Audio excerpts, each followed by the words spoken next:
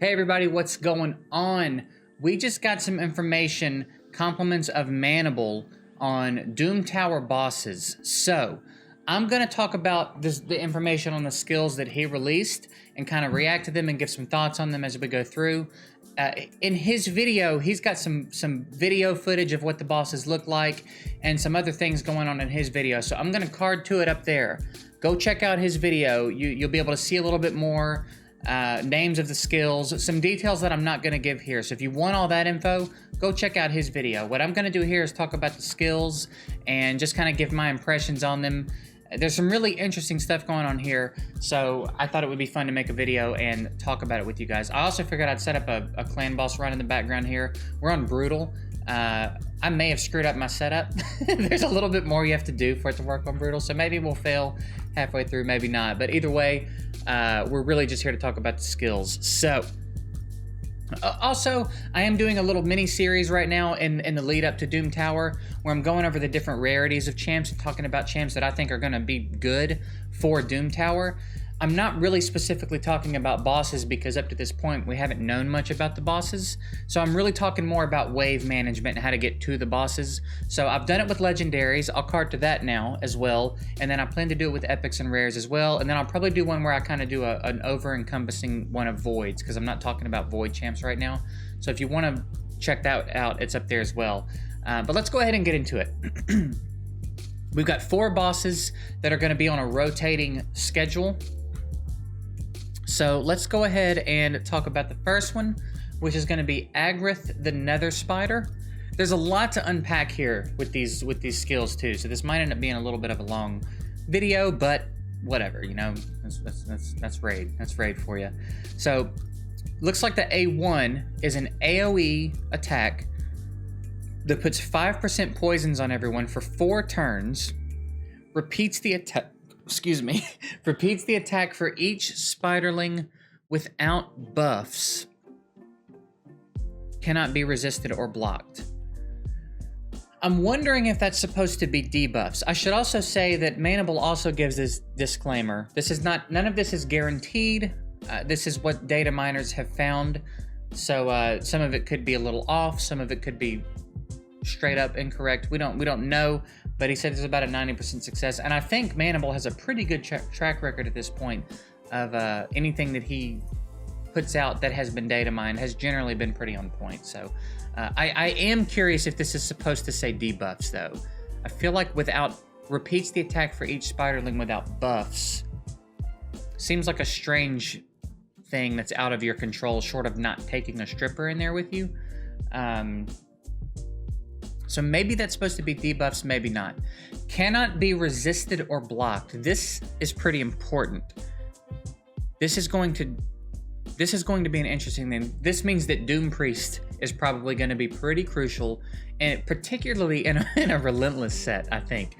If you can get Doom Priest in there proccing extra turns to knock these poisons off before they have time to tick, seems like there's something there. Hackhorn, cleansing it is going to be pretty nice. The block debuffs isn't going to do you much good, but any cleansers you've got, Mage, Hackhorn, they're going to be pretty nice for this. Bad L. So cleansers are going to shine here, it sounds like. Next skill, spawns 4 spiderlings, then puts counterattack on them for 3 turns. Attacks all enemies with spiderlings if at least 1 is spawned, and the maximum alive is 4. Spawns 4 spiderlings, so spawns the max amount of spiderlings, puts counterattack on them for 3 turns, attacks all enemies with spiderlings if at least 1 is spawned. And then repeats the attack for each spiderling without buffs. I'm still trying to figure out if that maybe is supposed to say each spiderling without buffs. So I guess that means if you strip the counterattack off the spiderlings, you get punished for it. Or block debuff them. Or I'm sorry, block buff them. If you block buff them or strip the counterattack, then you get punished for it. So maybe that is supposed to say buffs. Maybe that's supposed to be an interesting mechanic you have to figure out how to work around. And then a few passives. We've got the first one, counterattacks when an enemy decreases the Agreth's turn meter. Damage equal to the turn meter lost. I don't know exactly what that means. Surely it's not percentage. You know what I mean? Like, surely it just scales as a multiplier and it's not equal to the percentage. So like, if you reduce, if the turn meter's almost full and you hit him with a Heart Seeker and knock back 90 or 80% turn meter, surely you don't take 80 or 90% damage. It's got to be a multiplier, part of the. It's got to be part of the equation. I don't know. I guess we'll see. And that's a passive. There's nothing you can do about that.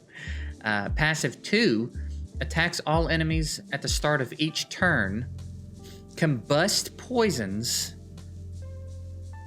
increase debuff durations when attacked, and then place weaken. Wait a minute. So we're talking about this spider having an attack that's not actually an attack. It's a passive that triggers on every turn that's AoE combust and increased debuff duration. So you're going to have a few cleansers. You're going to have a Doom Priest and then probably 2 other cleansers. Because resistance is doing you no good and block debuffs is doing you no good. That's wild, man. Every turn, AoE combust poisons. Holy shit. And then the Spiderlings, AoE poison, AoE 5% poison for 2 turns, cannot be resisted or blocked. Heals Agreth by 10% each time Spiderling counters. Places Ally Protect on Agreth whenever counterattack is removed or expired. Ally Protect cannot be removed. Interesting. Interesting. That's so. I mean, cleansers 100%. And I guess we don't know yet what it's going to be immune to. It doesn't sound like it's going to be immune to turn meter because that's part of the skill descriptions here. That's an interesting one. That's gonna be fun. I like it, man. I like that I don't have the answer immediately. Like, that's what I was hoping for. I need some problems to solve in this game, you know what I mean? I'm excited about that. I don't even want to dig into that too much right now because I don't want to figure it out too soon. Obviously, cleansers are going to be good. It seems like you want to avoid strippers as well. Yeah, that's an interesting one. And again, there could be things we don't know yet. There could be things that maybe aren't put in yet or something, but that's what we know so far, potentially. Next, we've got, maybe I don't know if I typed this right or not, Kuldath, the Magma Dragon. Again, if you want to see video, I think he's got video of all 4 of them, if I remember correctly. Just quick clips of what they look like and some animations and stuff. Go look at his video for that. Attacks 1 enemy. Decreases turn meter 50%. Will target enemies under. Oh, that's right. This one's the one with the hex. So the same debuff in Minotaur that Minotaur has, this boss has. And this attack, he will target whoever has hex. So he attacks someone and knocks back their turn meter by 50%. Next skill, AoE instantly activates HP burn and decreases duration by 1, which I interpret to mean puts HP burn up and then kind of like a poison detonation ticks it by 1, but it's on your whole team. So that's a decent bit of damage, actually, on top of the fact that it's an AoE attack already. So it's an AoE attack plus everybody's catching HP burn, plus it's ticking on everyone once. So that's a significant hit right there. And then they still have HP burn, maybe? I don't know. But that will also be extra damage when everybody starts taking turns. Next skill, AoE HP burn for 3 turns and steals 10% turn meter from enemies under HP burn. Places hex debuff on the lowest HP member of your team, and that cannot be resisted or blocked. It does sound like HP burn can, though. So this might be a situation where having block debuffs is going to be crucial. Looks like you can't remove hex, but I have not I don't think it specifically says anything about HP burn, so you might want to bring a Hackhorn or something like that in here on this one. Passive places Hex debuff on any enemy whenever they have Hex removed. So basically, it's permanent Hex. I guess you can't get out of having Hex on you unless... You can't block it either. I guess it's just permanent Hex is what it sounds like. Then another passive. Ignore block damage, shield, unkillable, and 100% defense on enemies under Hex. So it seems like there's a Hex debuff here you can't do anything about. And it's going to be pure damage no matter what you have on you. Nothing's going to mitigate this damage. You are going to take pure damage when you get hit. And then also removes HP burn from the dragon and replaces it with continuous heal. So you don't want to put HP burn on the dragon. And then another passive, immunity to everything except provoke. Interesting. Interesting. So you can provoke him. Okay. Okay. Alright. I'm with you. Next, Borgoth the Scarab King. AoE, decrease attack and speed. Extra hit on enemies with no shield. The extra hit places provoke. So this sounds like a place where maybe Vergamcar might shine. Damn, it would be a real bummer if you skipped to that fusion.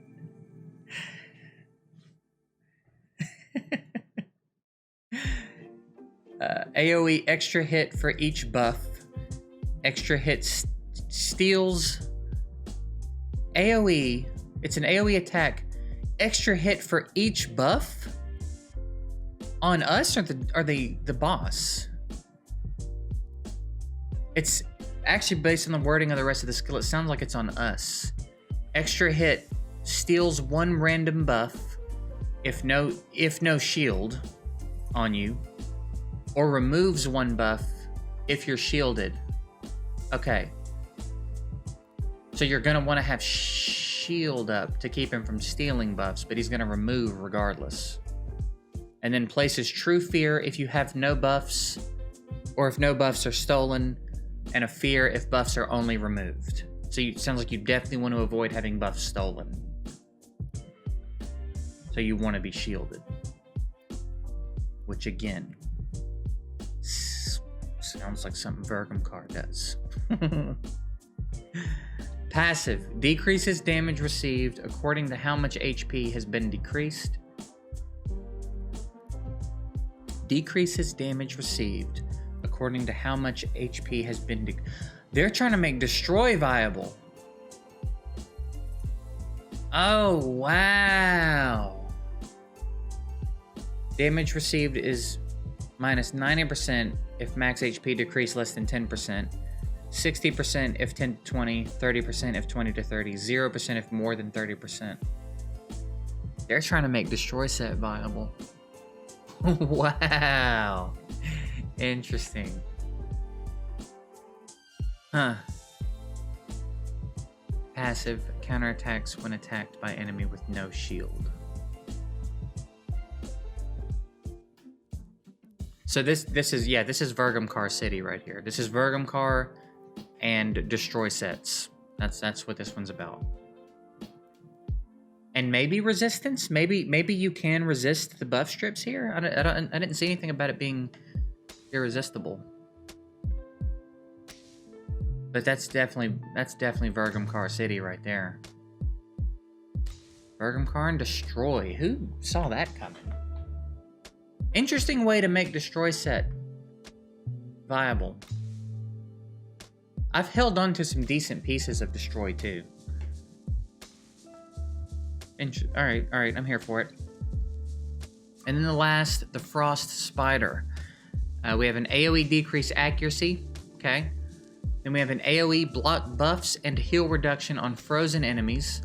decreases speed and attack on enemies not frozen.